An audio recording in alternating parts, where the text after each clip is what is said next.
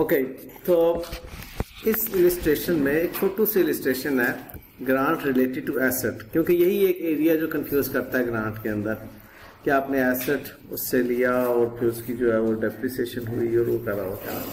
तो कहता है company receives government grant 400,000 towards the cost of an asset which is costing 1 million. तो पल्ले से कितना डाला होगा उसने?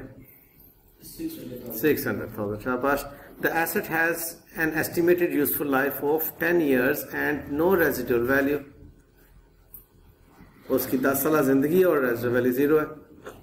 The amount could be reflected in the financial statement prepared at the end of year 1 in accordance with 20 in the following way. किस तरीके से? Asset खरीदेंगे आप पहले? इस पे कोई मसला तो नहीं है इस वाली एंट्री पे? पक्का? ओके। उसके बाद आपको ग्रांट मिलेगी। अब आपने ऑप्शन लगानी है इस ग्रांट को अलग रखना है या एसेट में लेके जाना। हम कहते हैं अलग रखना है, तो इसका मतलब है इस पर डेप्रिसिएशन, ठीक है, 1/10 10% ही बन रही है ना, और ये ग्रांट की अमोर्टाइजेशन। ये भी क्लियर हो गया? उसके बाद अब अगर वो कहता है कि ग्रांट को वापस कर दो, ये बात मैंने की है, if the grant is to be returned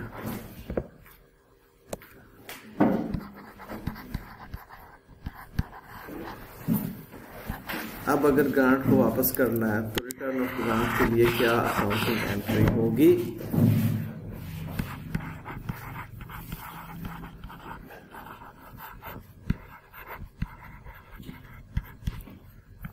बात बड़ी सादा सी है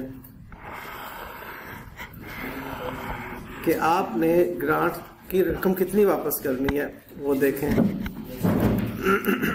जितनी ली थी सारी की सारी वो कह रहा है वापस कर दो, ठीक है। और अनएमोर्टाइज्ड अमाउंट ऑफ ग्रांट कितनी पड़ी हुई है उसको आपने देखना है। उसके लिए बड़ा एक सादा सा अकाउंटिंग का सोल्यूशन है कि उसका टी अकाउंट बनाना है। Government grant deferred income cash जब मिला था तो इसको आपने 400,000 से क्रेडिट किया था और फिर आपने इसको अमोर्टाइज किया था 1 साल गुजरने के बाद। ये फर्स्ट किया अकाउंटिंग एंट्री 1 जनवरी X1 को और 31 दिसंबर X1 को आपने इसे स्टेटमेंट ऑफ प्रॉफिट लॉस में लेकर गए थे 40,000, ऐसा ही है। अब फर्ज कर लेते हैं साल गुजर गया और ये 31 दिसंबर X1 को कैरी फॉरवर्ड बैलेंस आपका मौजूद है 360,000 का। और मजीद मैं अभी फर्ज ही कर रहा हूं कि हम साल क्लोज करने के बाद बड़ी खुशी खुशी अगले दिन जब दफ्तर में पहुंचे तो उधर ईमेल आई हुई थी हमने अपनी तरफ से ब्रॉड फॉरवर्ड किया हुआ था 3,60,000। ईमेल आई हुई थी कि 4 लाख रुपए वापस करो, ठीक है। अब जो 4 लाख वापस करना है तो कैश ये अब हमने कब करना है? 1 जनवरी 20X2 को, ठीक है जी। अब जब हमने वापस करना तो 3,60,000 अनअमोर्टाइज्ड पोर्शन है ना बेटे, इसको कहते हैं अनअमोर्टाइज्ड पोर्शन। ये बात क्लियर है हम सबको? उतने से उसको डेबिट करेंगे, कैश जितना देना वो क्रेडिट करेंगे, बैलेंसिंग फिगर जो होगी स्टेटमेंट प्रॉफिट लॉस में ले जाएंगे। ये किस सूरत में है? अगर हमने ग्रॉस किया था उसको नेट नहीं किया था, इसको आप ग्रॉस मेथड कह लें।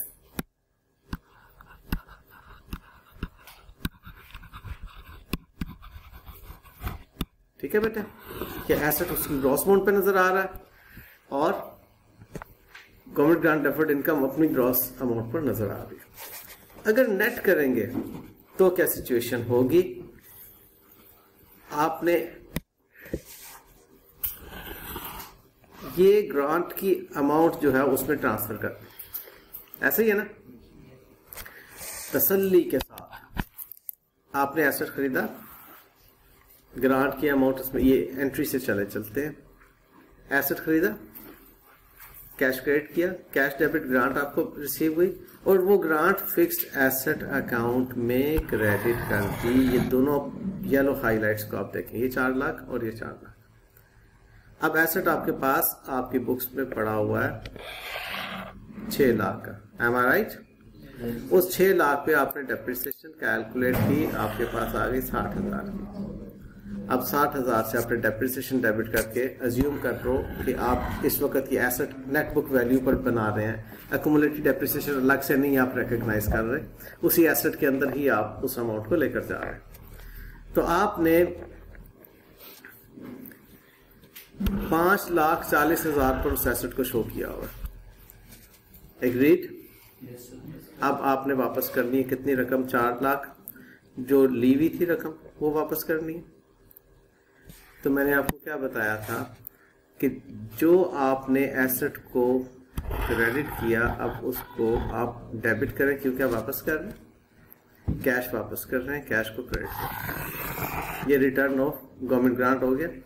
अब adjustment for the loss of depreciation not charged, आपने जो डेप्रिसिएशन कम चार्ज की थी, कितनी कम चार्ज की थी?